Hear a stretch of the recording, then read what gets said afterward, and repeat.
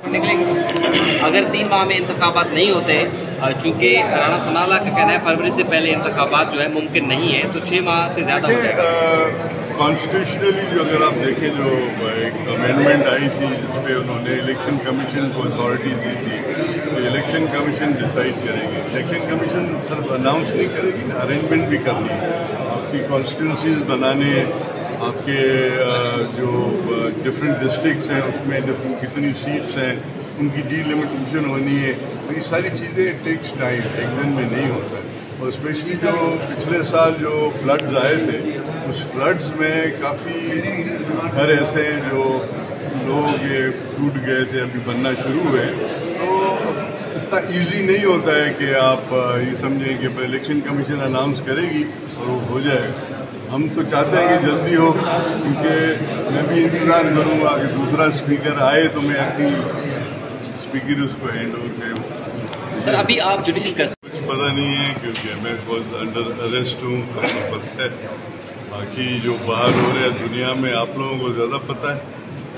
आप लोगों को ज़्यादा पता है ना, आप घूम रहे हैं, कोर्टों में जा रहे हैं, डिफरेंट ओकेजन्स पे आप लोग जाते हैं, आप मिलते होंगे हमारे लीडर्स के साथ भी। मोस्ट प्रॉब्ली वो ज़्यादा बेहतर पोजीशन में होंगे ब्रीफ करने के लिए।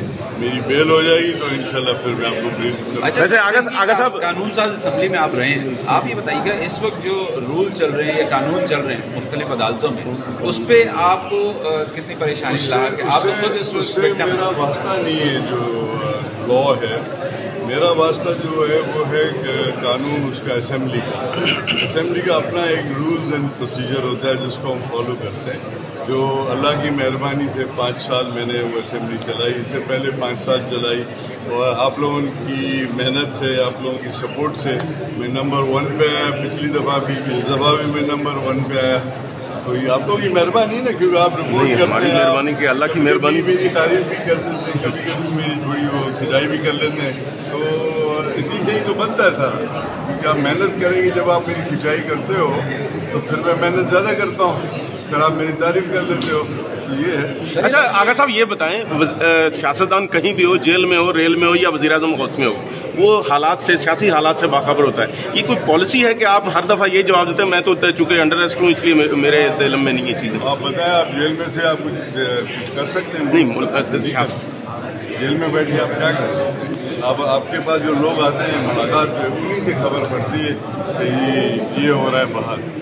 बाकी तो किसी को कुछ पता ही नहीं है, आप लोगों को ज़्यादा पता है। अच्छा, इलेक्शन 3 महीने में हो जाएंगे?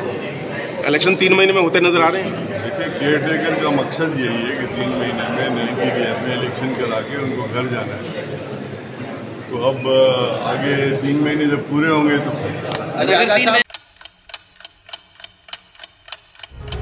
आप लोग इस मुल्क पाकिस्तान में आजाद हैं।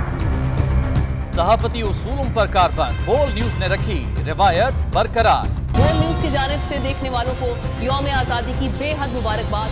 मुल्क भर से जश्न आजादी की तकरीबात बोल ने दिखाई अपनी स्क्रीन पर। पाकिस्तान के 76वें यौम आजादी का जश्न बोल ने सुनाई पाकिस्तान जिंदाबाद के नारों की गूंज।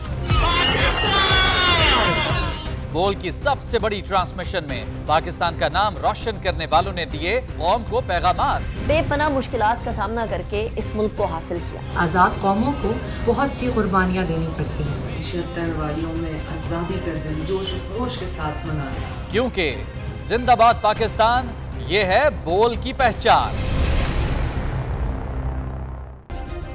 सब्सक्राइब करें और बेल दबाएं ताकि कोई खबर रह न जाए।